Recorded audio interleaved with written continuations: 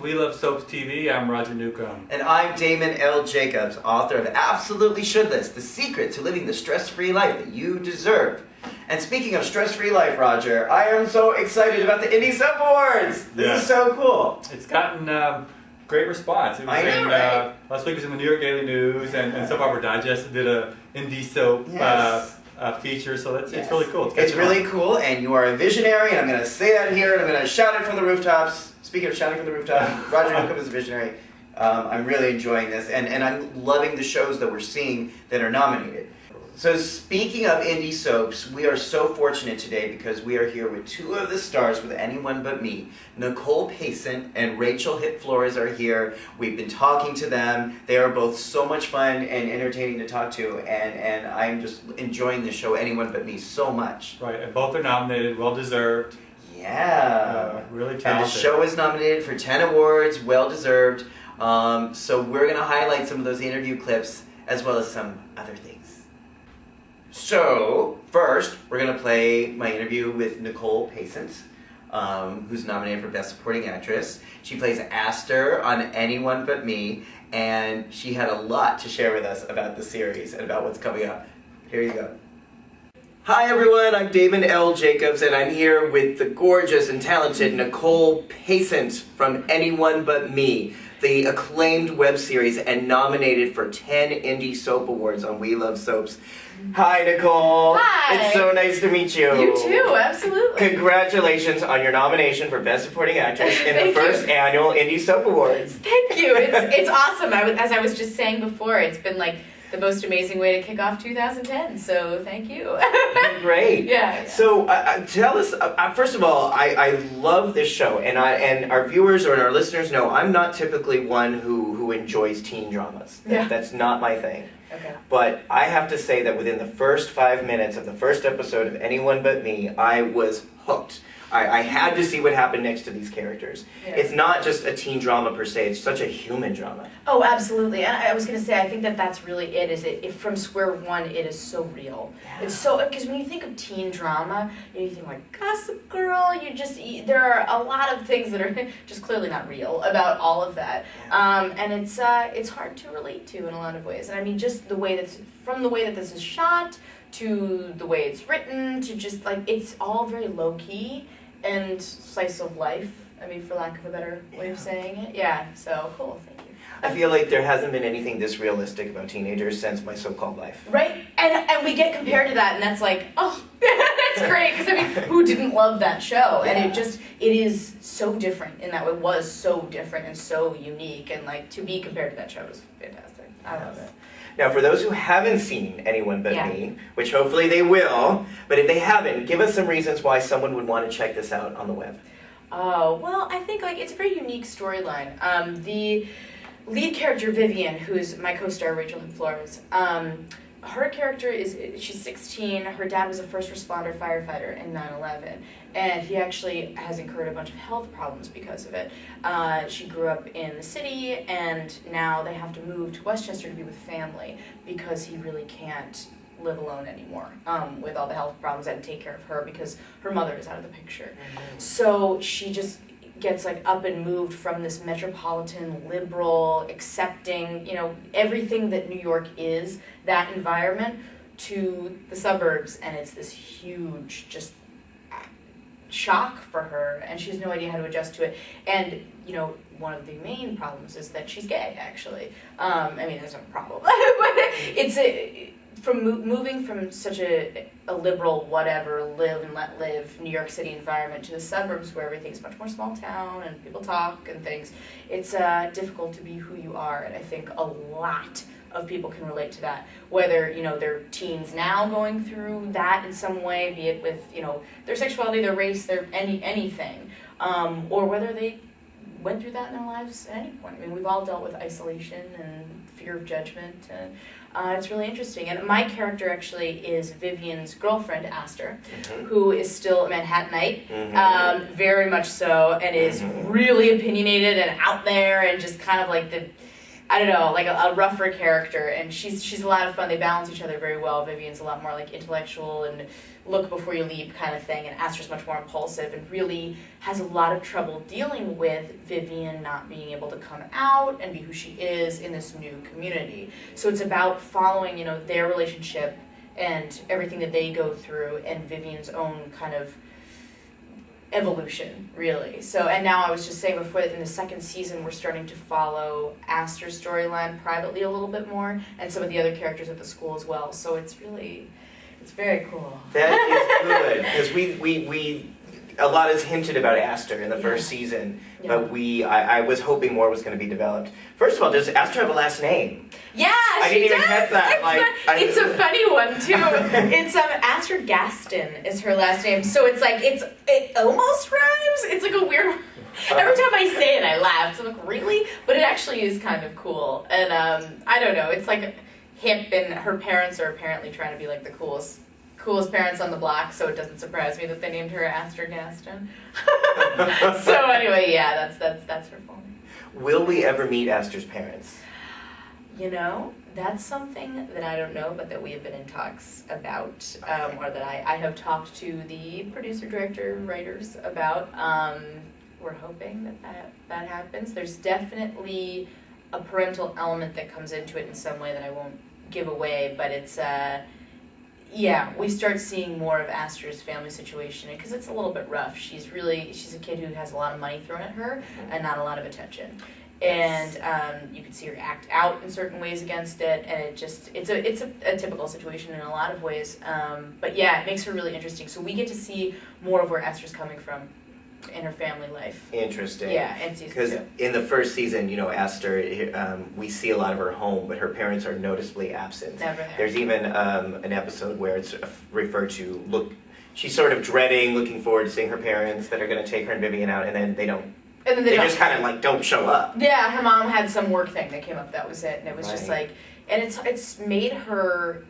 I mean, for me as an actress, it's interesting because it's made her this like toughened person. She really doesn't like being vulnerable, but at the same time is extremely loving and tender and you know, I don't know, affectionate towards Vivian. So she clearly like wants and needs that kind of attention and love and connectedness.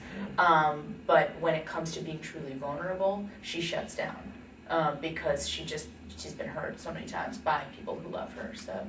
Yeah, it's pretty cool. I really enjoy that part of her a lot. So well, and we've known that Aster, as you mentioned, is also struggling with this adjustment that Vivian goes through from living to being very out and open in the city to being in the suburbs and being more afraid of being out and being even affectionate in public. Yeah. This is a real point of contention for Aster. Yeah, hugely. I mean, it's so hard, you know, how do you go from one dynamic with someone to a completely different one where you feel like they're hiding you? I don't know, you know, if anybody out there has ever felt like someone is ashamed of them or is hiding them, anyone that you're dating, any a friend, family member, anyone, but really someone you're dating, feeling like that person is ashamed of you or somehow trying to like put the relationship on, you know, the DL can be really painful. And that's what Aster's going through. And that's absolutely what she's going through. You know, and especially given everything with her family. Yes. I think where it's like she's constantly kind of like pushed to the side, and to have Vivian, who's never done that before, do that to her is this kind of like, what? You know, you're supposed to be the person who's there for me all the time, and now you're physically not there, and you're also you're emotionally not there. And where does that leave me, kind of thing? And it also, I think Aster has a very, like, you know, she's very opinionated and has a very definite value system about, you know, like, be who you are and, you know, screw everybody else kind of thing. And when Vivian steps out of that, she can't relate to it. She doesn't, unfortunately for her, a lot of times, doesn't try to be sensitive enough towards it because it's just so against everything she believes that, you know, she has a very hard time. Well, I noticed that too. My first reaction to Aster in the first season was sometimes, whoa, what is she freaking out about? But then, looking back and thinking, as you said, about her family, she is not visible in her family. She's almost invisible. She's almost pushed to the side. and seeing how that manifests in her relationship with Vivian. Oh my gosh, yeah. Aster has a very, very negative reaction to being made invisible or marginalized in this relationship. Yeah. And she's an attention seeker Yeah. in a big way. And I don't mean that to cast a negative shadow on her, but she needs that. She looks for that, and the fact that she gets it for that long with Vivian, and we pretty much have decided that they had been together for about a year before the show started. 9 months to a year. So like to have that dynamic with somebody and be able to get your attention quota there, and then all of a sudden not. I think it just she acts erratically because of it. Yeah. And Aster's a bit of a party girl. Yes, she is. I want to see more of that. I'm hoping we see more of that. It'd be a lot of fun. So. And again, that's kind of consistent with what we're talking about a character who's grown up with a lot of privilege financially, and yet not a lot of abundance emotionally. Absolutely. And this is one of the brilliant parts of Anyone But Me that impresses me as a viewer, because there are no good people and there are no bad people. There are no saints or sinners or heroes or villains. No. There's a lot of complex people trying to figure out their lives, trying to relate to each other the best way they know how, Absolutely. getting in their own way. And I think Aster's yes. such a great example of that, as that she has these different needs that are often in conflict with each other. Oh my gosh, all the time. Yeah. Absolutely. And it is so about that. Each character, the characters back at the school and everything, each is going through their own thing, and they it's like they're trying so hard to connect with others that their need to connect often frustrates them and makes them act in ways that are completely counter to trying to get what they really want. But we all do that. We could really relate to it on all levels, especially when you're a teenager and you're trying to figure all that out. Yeah. So it's cool. What can you tell us about what's coming up in the second season? It just debuted at the beginning of the year. Yes, it debuted at what was it?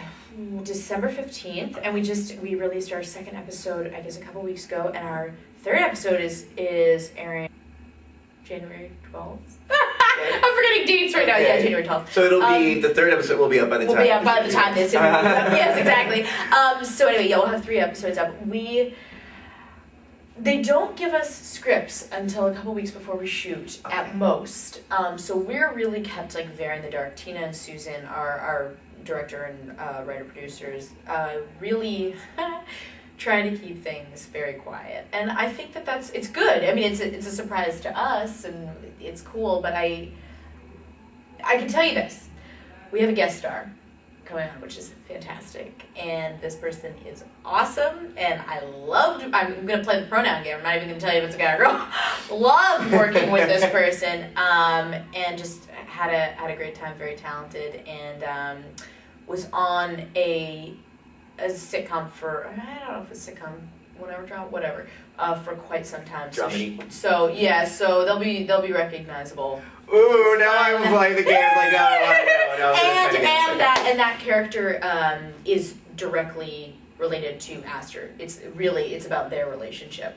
So I get to indulge in it, which is a lot of fun. So that's great. Yeah, and it again has to do with Aster's own path away from Vivian. Wow. So that's what I will say about that. So what is so interesting to me, and here at We Love Soaps, is just kind of the technical aspects of how this whole web series is going forward and being designed. Yeah. As we know that it's very sad and unfortunate that the daytime shows are really suffering and seem to be dwindling. Yes. But the web series are sprouting out and really thriving. Yeah, they are. And a lot of people we're talked to have different ways of shooting it. Some people shoot a whole season like a movie and then edit it into different episodes. Yeah. With Anyone But Me, it sounds like you're saying they kind of shoot the episodes and then... We do 2 to 3 episodes at a time. Okay. This past shoot in the beginning of November, I guess we did 3 in 3 days and just banged them out. Which is part of why the second and I guess upcoming third episode are shorter than normal, and we got a lot of complaints about that, unfortunately, from viewers, which actually it's a good thing. They care. A lot more. They're watching. So it's fantastic. Our opening episode was pretty long. It was 12 to 14 minutes, which is a long one. Yeah. And then it was really because that first episode was so technically demanding. There was a lot of fantasy sequences. It was all over the place, and it was long. So the second and third had to be, from just a technical standpoint, had to be a little bit shorter and a little bit simpler, but still further the story. So it's cool. But anyway, we shot all 3 of those in 3 days, 4 days, and then we just, with the guest star, I just shot this past Friday and Saturday. We did snippets of a couple episodes. That's different than we normally do. But because this guest star was only in town for a little bit, we had to do like, whatever we could get in. But normally it's 2 to 3 episodes in a 2 to 3 day period of time. In order? Like you shoot them in order? We actually don't shoot them in order. Okay. We just shoot all over the place. It's funny to see them done at the end, for me at least, because I know what they'll look like kind of from just reading through the script, but like we're so out of order on them that I almost forget how they'll look all together until I see them. It's very exciting actually. It's fun for me to watch because it's like I'm watching a new thing too. Now let's talk for a minute about the perils of shooting in New York City. There's a lot of beautiful shots of New York City throughout season 1 and probably season 2. Yeah. However, as Roger and I know, shooting in New York City is a bit of a fun game. It's loud. It's a loud place. Mm-hmm. I mean, it's loud, and the weather is totally all over the place. I mean, that's the thing about it. It's like the hardest shoots for me, and for I think most of the cast and crew, have been like in the dead of winter shoots where we're outside and we have to pretend that it's like September, and it's just so frigid, and and you can't do anything about it, and whatever. Those have been the hardest ones here. And then also like we were shooting in a studio on like Broadway and 12th this past weekend, and a band started rehearsing somewhere in the building, and like our producers running up and down trying to find this band. And so like one of the scenes, unless our editor does just like magic, we're gonna have some sort of fun rock background music. There was nothing we could do, but it's that's New York. Like we're all piled on top of each other. There's an entire crazy world going on outside the window. You got sirens. You have to compete with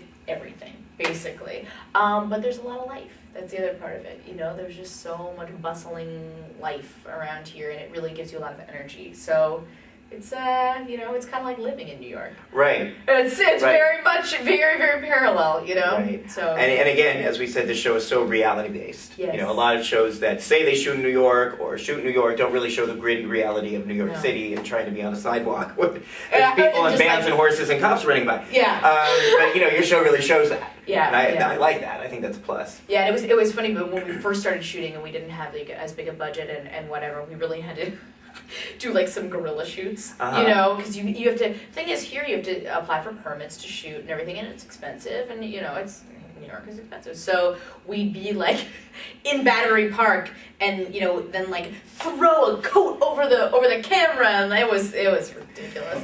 Anyway. Yeah. We're familiar with that. It's happened. So luckily now we haven't dealt with that for a while, but it was interesting.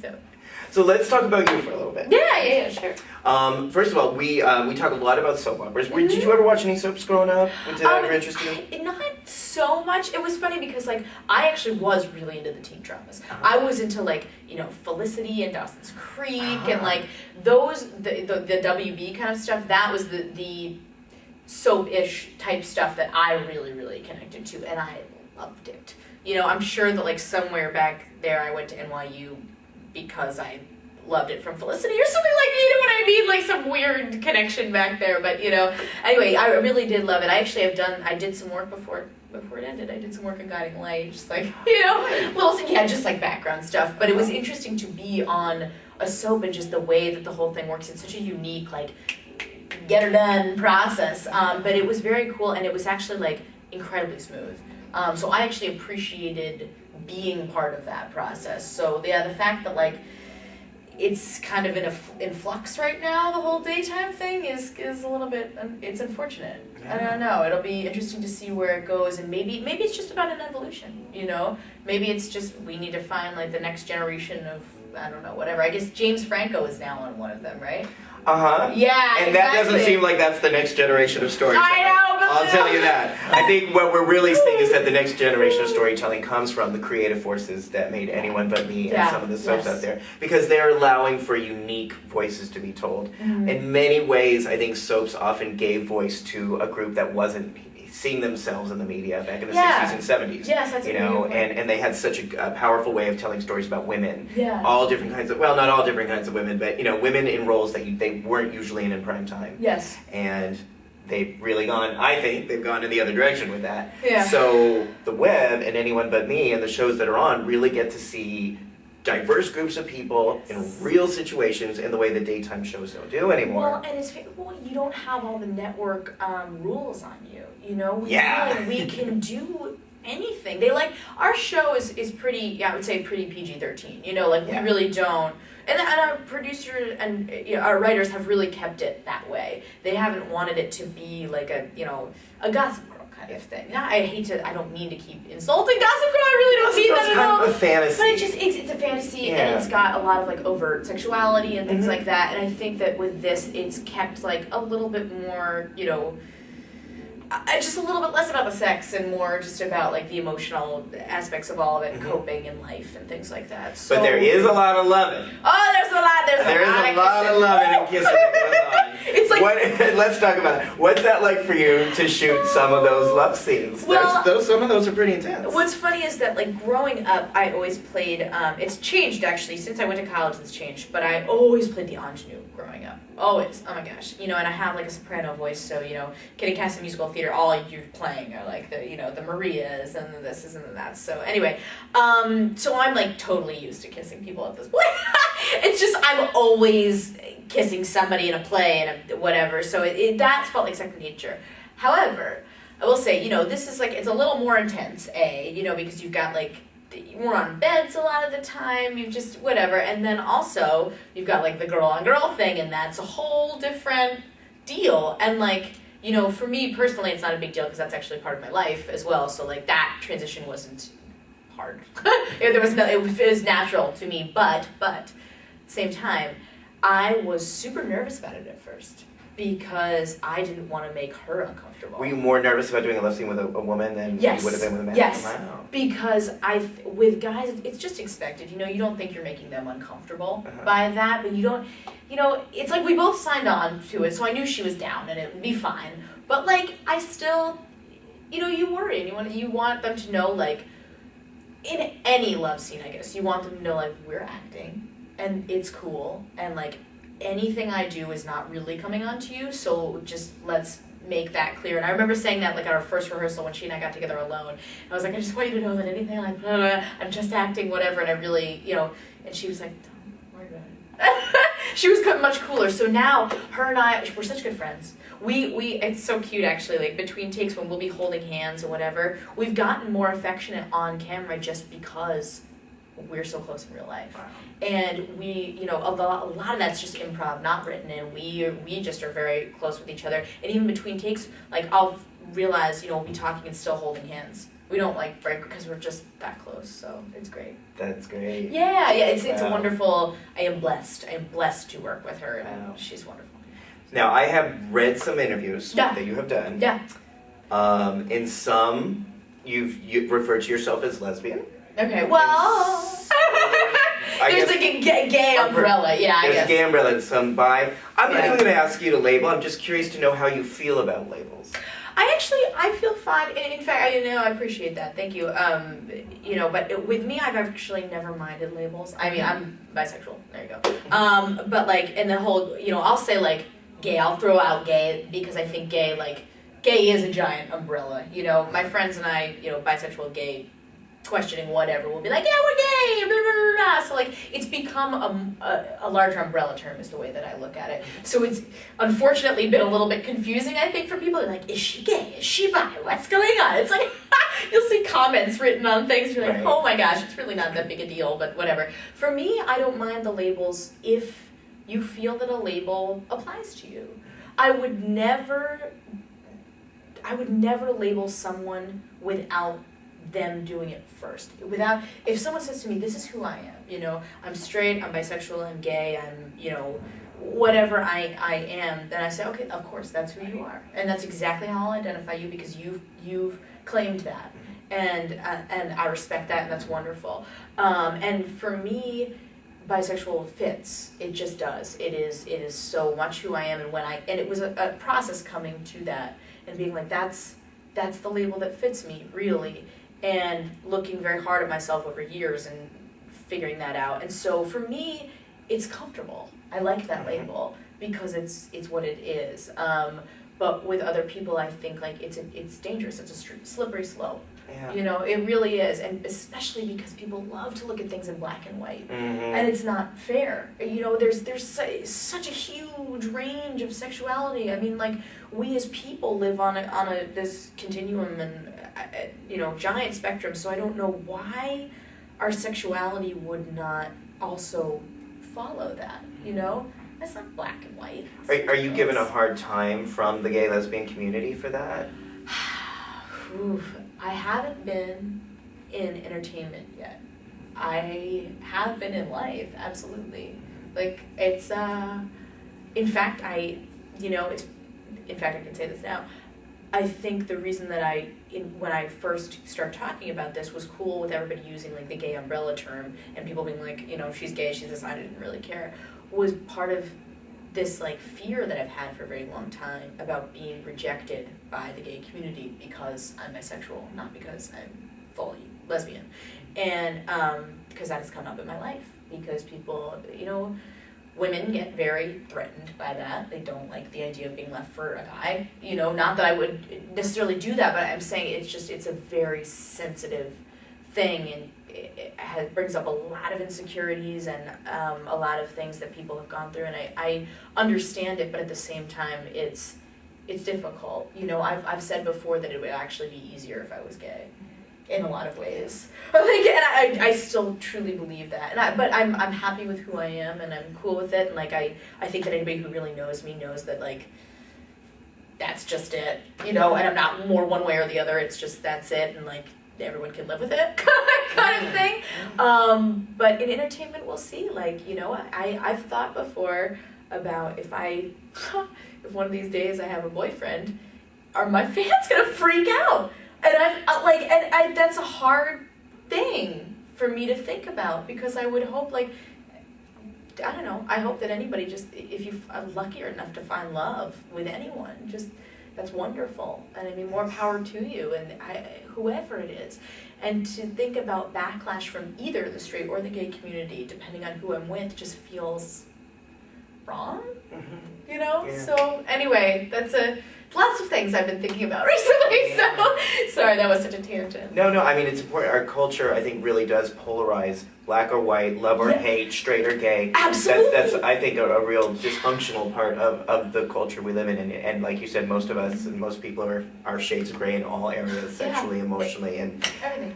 you know, I think if we could see people not as good or bad or straight or gay and just recognize that everyone has, you know, in-betweens for most of these things, this would be a much more compassionate and tolerant society. Exactly. I mean, the black and white stuff is really what creates the ignorance, you know, because it's saying, like, people then, when they start getting introduced to gray, are taken so far out of their comfort zone that it, like, makes them completely unstable. And they say, no, I have to look at life like this because this is the way I have, or else, like, you know, my house of cards is gonna fall. That's kind of, it's a scary thing about our world, and I think that things like this show and other things that have come out in recent years are helping to change that maybe a little bit, you know. And now the visibility for the gay community specifically, I think we're just seeing a lot of different stuff. So I hope that I think things are going in a more positive direction. I think so. You know, I will say that I don't think, in my experience, I don't think younger people get hooked up on these labels as much as people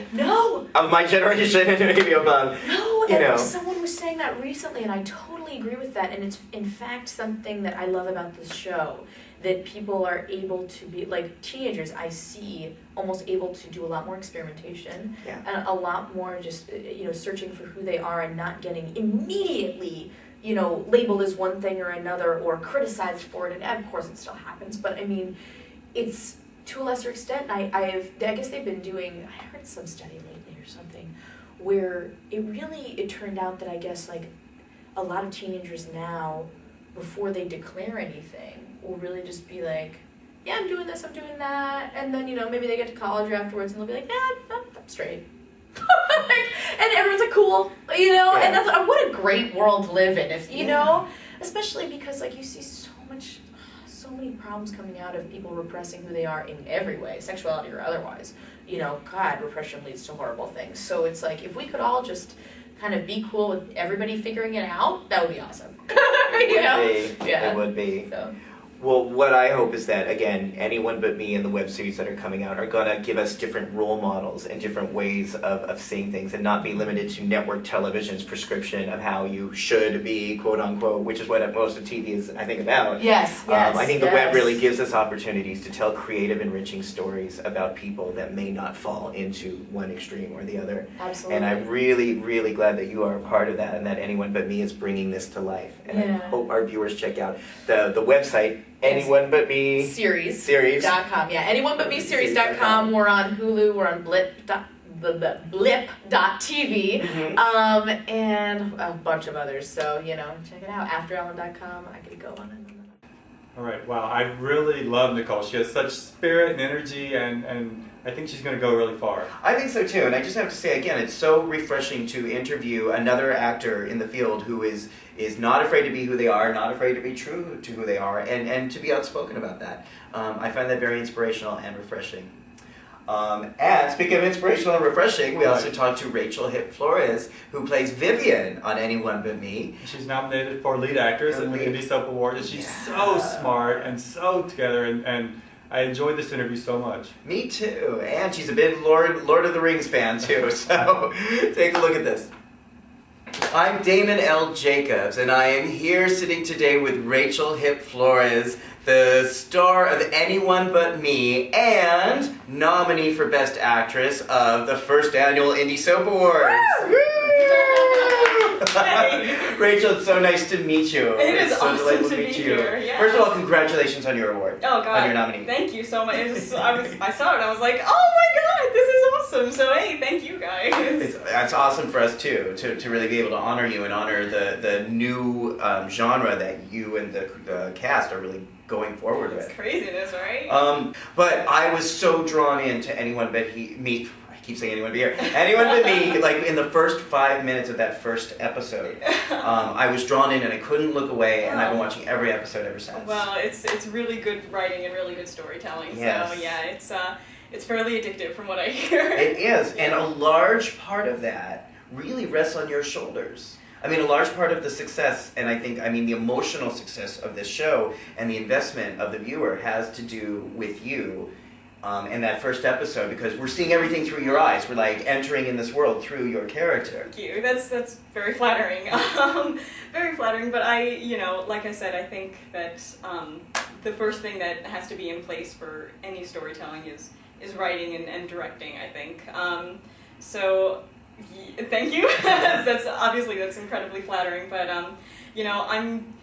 anytime I'm talking on film, I'm saying other people's words. I'm saying Tina's words and Susan's words, and so that's I think that's really where the heart of it lies. Do you know? I do. However, and we've seen on soaps that sometimes the very best writing doesn't go far if you don't have the acting. And so much, again, of the emotional relevance of this falls in your face. I mean, just seeing Vivian watch what's going on around her and seeing her torn away from her girlfriend. I was almost crying in this first episode, and that's why I can't tear her away ever since. Wait, now, when did you think about that ahead of time? Was that pressure on you to lead this ensemble and to lead this show in the beginning? Or? No. I guess in retrospect, I probably should. Sorry. I probably should have felt that way, but I didn't, so there was no should there, so that's fine. Okay. I don't know. Well, I went into the whole project kind of embarrassingly blind. Like, I didn't really know what medium I was going to be in for the first audition. I was like, I think it's a TV show, but it might be a play. So I didn't have sort of the prejudices, I guess, would be a really weird word to use there, but preconceptions, let's use that one. Okay. Of like, oh my God, I'm the lead. It was sort of like, all right, well, here's a project, and I've got a great script, and I trust my director, and, Nicole and I met at our callbacks, and we got along really well there then, so it wasn't like, this is all on me. It was like, well, I'm in a really good project with awesome people who I get along with, so let's just have fun, Like, let's have fun being angsty. Yeah. So it was, no, it wasn't scary or pressured. It was more like, if anything, just a responsibility to the wonderful talent that we already had there. Does that make sense? Yes, So- very much. And I hope that this conversation isn't going to put pressure on you. But The again, next so episode, much. season 2, was just abysmal. No, but I think it can be hard to begin a continuing story. And I think wisely they chose the character of Vivian to be our introduction, because when Vivian cares about these characters, we care about these characters. And then we start to learn more about Sophie and Right. Aster and all the people in her world, and Archibald. Yes. And we start to care about them because they are initially through Vivian's eyes. Fair enough. And again, I think that's such a great thing about the continuing story format that Anyone But Me is using at this time. Yeah. Tell me a bit about some of your experience before you started working on the show. Well, honestly, I got the show pretty quickly out of college. So Where did you go? I went to Rutgers, the conservatory, Mason Gross Conservatory. So that was kind of, it was a great experience, but it was also incredibly out of the blue for me, because I spent most of my life just being, like, trying really hard to be an awesome student. And so I was really academic, and I realized maybe midway through senior year, hated high school all the way through. Realized midway through senior year that I was like, the only thing I'm really gonna miss about this place is like going to rehearsal and being in plays, because it was really, the extracurriculars that you did for your college, resume. And I realized that was kind of the only thing that I cared about. So on a whim, I sort of applied to Rutgers and the conservatory there, and I didn't have any expectations of actually making it, but then I did, and I also made it into my top choice academic school, which was Columbia, and so and so I was sort of really torn between, like, all right, do I go this thing that has been my dream, being a really good student and going to the Ivy League, or do I kind of run off and join the circus? So I kind of ran off and joined the circus. Right. So that was sort of my lead into acting, and then when I graduated, I was lucky enough to get an agent out of the showcase that our school put on, and they're wonderful, Jean Nicolosi and her company. And I was auditioning, and I was sort of, it was really, it seemed like a long time between, May and then the March, I think, around was when I got the call. So it was like just under a year, So I was really lucky. My experience was just, it was that, I think, of most New York actors just trying to make it, where you just go and audition and you do what you have to do to pay the rent, and you just hope, Wow. What was the audition like for Anyone But Me? Like, what were they calling for? What was the character I didn't even see description? the breakdown. Like I said, embarrassingly blind. I was in China visiting family when I heard about the audition, and it was a friend of mine who I worked with at Barnes & Noble, retail job, and it wasn't even Facebook, it was MySpace, like, it was a MySpace thing, and he said, look, there's an audition, they're looking for teenage girls, and everyone at the store had always teased me about, like, what are you, 12? Like, really? So, you do what you can. So I was just like, all right, well, I can clearly play a teenage girl. In the end, the rest of the message said, the catch that you might not be comfortable with is, she's a lesbian, so you might have to kiss girls. And I'm like, well, that's clearly not a problem, because... Was that not a problem? Did that ever cross your mind? No, not really. And I don't know why. I guess I was, because I grew up doing, not heavily into a theater scene, but also, doing the community, plays, or doing, the high school plays. Mm-hmm. Were you kissing girls in those? I was not kissing girls in Okay. those. I was playing a number of different strange things, but not kissing girls. But that community the theater community is fairly open and accepting, I think, of alternative lifestyle. It wasn't ever like a scandal to see people kissing each other that were the same sex, you know? So it wasn't a problem, no. Now, did it ever, I admire how you just took this role and didn't seem to think twice about it, but did it ever occur to you that if I take a role playing a lesbian, that could hurt my chances of getting other roles someday? You know, if anything, I think at this point it's kind of helped me get roles. Okay. I'm so glad to hear that. Say more, please. No, I just, granted, a lot of those roles are lesbian roles, but they're also really interesting and deep characters, and so I've been really fortunate that way.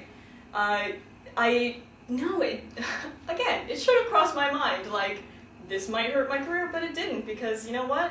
I read the script and it was good, you know, and I was vaguely worried that the script wouldn't be good and that it would be kind of exploitative, and that is something that obviously one tries to avoid.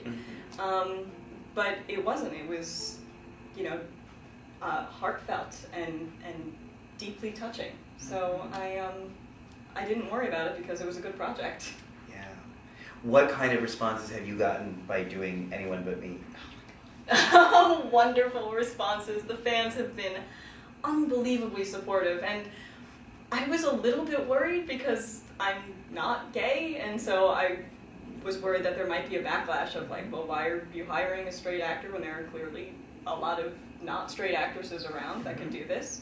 But that hasn't been the case at all. They've just been really incredibly open about their stories and how much the show means to them and how much they like Vivian and they like what she's going through, and how, you know, a lot of the comments that I get is, I wish that I'd had this when I was a teenager, when I was coming out. And it's so humbling to receive that, you know?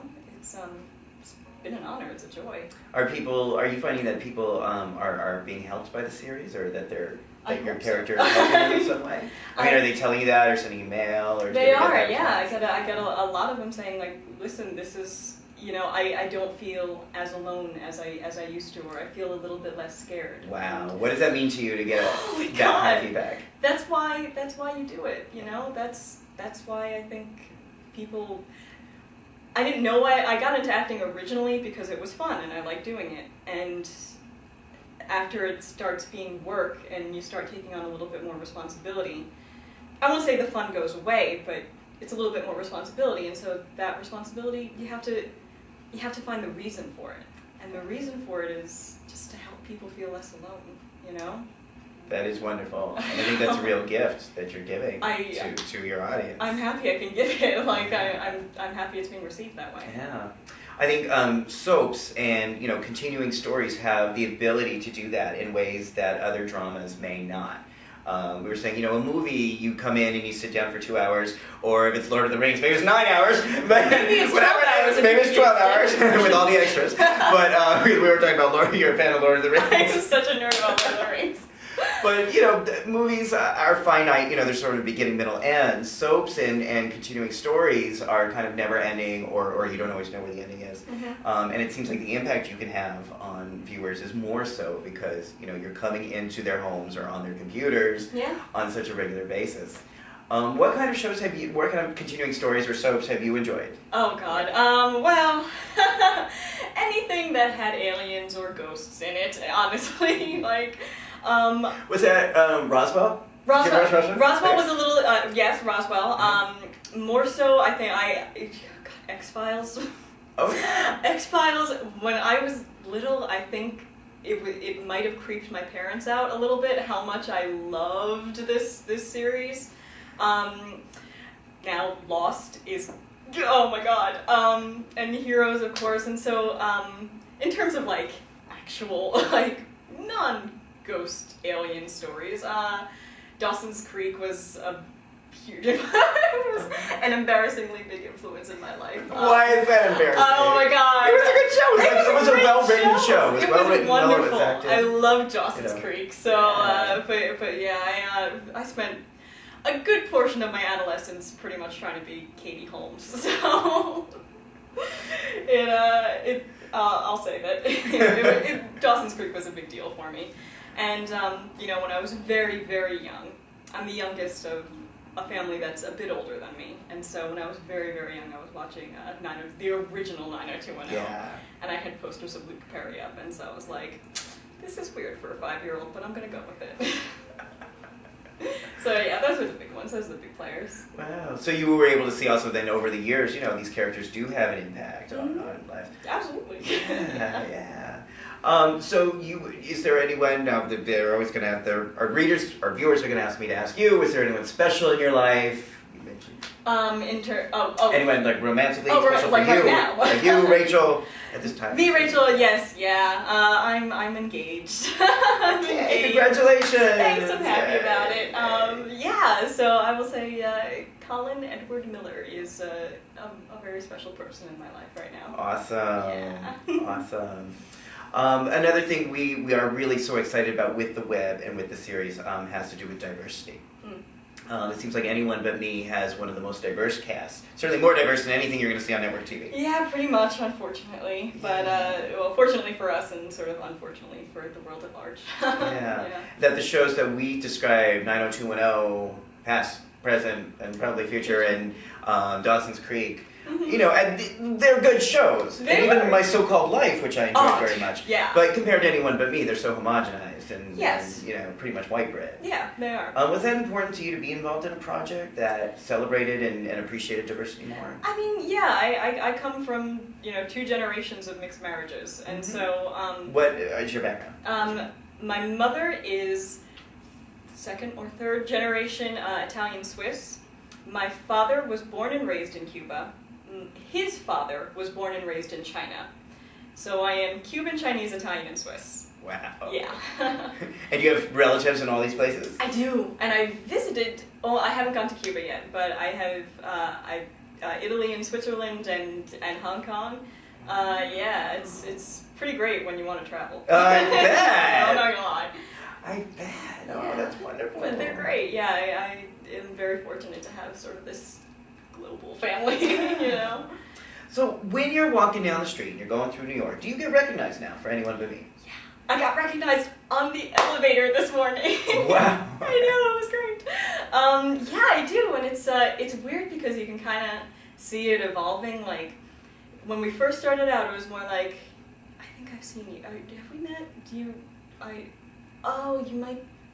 think I know you. And then now it's sort of like, Anyone But Me, got it. And it's really kind of cool that way, and it's... Have you had to adjust anything about your life based on that? No, not. I don't have the paparazzi, banging down the door yet. Yeah. But yet. No. I mean, and like I said, the fans have been so positive that it's never been like, oh my God, you're on a gay show. I'm gonna throw paint on you. It's been like, oh, I love your show. I watch it all the time. When's the next episode gonna come out? So it's whenever I am recognized, it's always accompanied by a lot of thank you and a lot of I love your show. So That's great. it is. Has there been any negative reaction from people? Because I know sometimes on the internet people feel like they have leeway to use their words in a negative way that they wouldn't necessarily do in person. That's fair. It's a really fair question. I think of the hundreds, maybe even thousands of comments we've gotten. I think I've maybe seen like one negative comment, and that was just recent, where it was sort of, there was a strain. I stopped reading after a while because it was like, all right, well, people are going to have their opinions. But overall, let me tell you, like, I get friended on Facebook by people who, to read their profile, would be, you don't want to make snap judgments about people, but you kind of like, all right, well, I'm gonna read your message now, even though I'm a little scared that you're gonna be mad at me. And those are the people that are sort of like, oh my God, you actually like this show, and you're saying that it's important to you, and so even people who, I would assume were not particularly pro gay rights or pro any, LGBT issue, are really touched by this show, and Wow. and it's not just the LGBT community, Yeah. Well, and that's what I love about it. It's not just a teen drama. It's not just a lesbian drama. It's a real human drama. Yeah. And the themes that come up around love and loss and distance and 9/11 and Yeah, I mean these are just such universal themes of Mhm. people trying to connect and sometimes bumping heads Yeah, along the man, way. it's hard. It's hard to connect. So yeah, I think across the board, it's they're exactly like you said. It's a human drama. It's very human. I enjoy that this season 2, which is now up at Anyone But Me, Yes, it is. the series. Mm-hmm. .com. AnyoneButMeSeries.com. AnyoneButMeSeries.com. We're gonna have a link to this. Yeah. Seems like more of the relationship now with Sophie is being explored. Can you give us any sneak peek about what's ahead for Vivian or what's coming up in season 2? I wish I could. I know nothing. Episode 3 Yeah. just aired. I just saw it today before coming here. That is the I think there may be an early draft of episode 4 in my email, and beyond that, we have nothing. Wow. So they are Tina Ward and Susan Miller are so like clandestine about the whole thing. It's really quite fun, but I wish I could give you something. I have nothing to give you. I'm so sorry. What would you like to see happen for Vivian? Oh man, I think, that's a question I'm not asked often actually. Of course I want to see her. I want to see her happy. I also want to see her kind of grow up a little bit, and it's so weird because she's had so much to deal with, and eventually that will make her like someone really kind of kick-ass and confident and strong, but we're not at that part yet. Do you know? This is sort of in its nascency, in its like infancy, and so I would like to see her sort of take a more active role in the events that a lot of things are happening to her right now, and I want to see her have the confidence to make something happen. And I think we saw that a little bit in episode 10 of season 1, where she just like goes for it with Aster. Yep. But I think there's still a lot of sort of caution and hesitancy in her, and I sort of want to see her break out of that a little bit. You know, she's so pragmatic. I mean, I love the show, but I almost like, God, she's a little too perfect. She really thinks clearly, and she really is rational, and I'm not sure if that's always true for teenagers, especially teenagers that are dealing with such stress. I know, but I think, like I said, it's strange. I feel weird about saying I want to see her grow up because she is so grown up. Yeah. Do you know? But the way she was talking to Sophie in the most recent episode that aired, about, I'm sorry I really couldn't tell you about who I am. I was like, that's so adult. It's very adult. And that's like, interesting, but it's like... But yeah, well, like I said, she doesn't only have this thing to deal with, She also has... growing up not growing up, but moving to a new place aside from her sexuality. She also has, a sick father and an absent mother figure. Do you know? And so I think that there's a lot going on that she has previously had to deal with that we haven't actually seen, but that, sort of make her a bit more considered. Does that make sense? Yeah. Are we going to learn more about her mother? I don't know. I certainly hope so. That's something that I find very intriguing, an intriguing part about her, but I can't even begin to tell you. What, if anything, have you learned from Vivian portraying her in season 1 and now season 2? About her, or just like as a person? As a person, like, have you learned any lessons or learned anything about yourself through channeling Vivian like that? Interesting. I think I've learned to think things out a bit more honestly. I think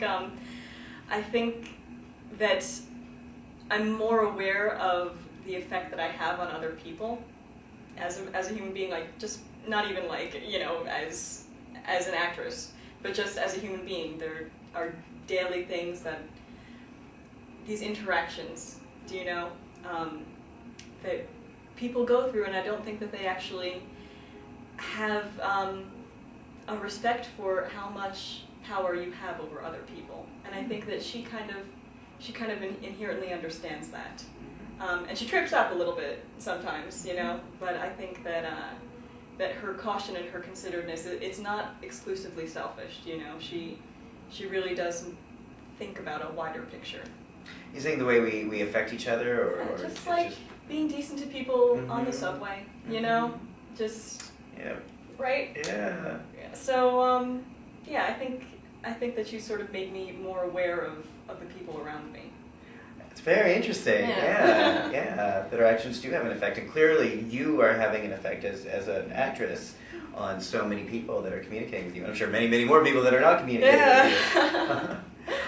Is there anything you would want to say to someone who's viewing this or viewing your show and is struggling in their own life, and you know, a young woman who may not know, may want to come out or may want to explore sexuality but is afraid or doesn't know what to do about that?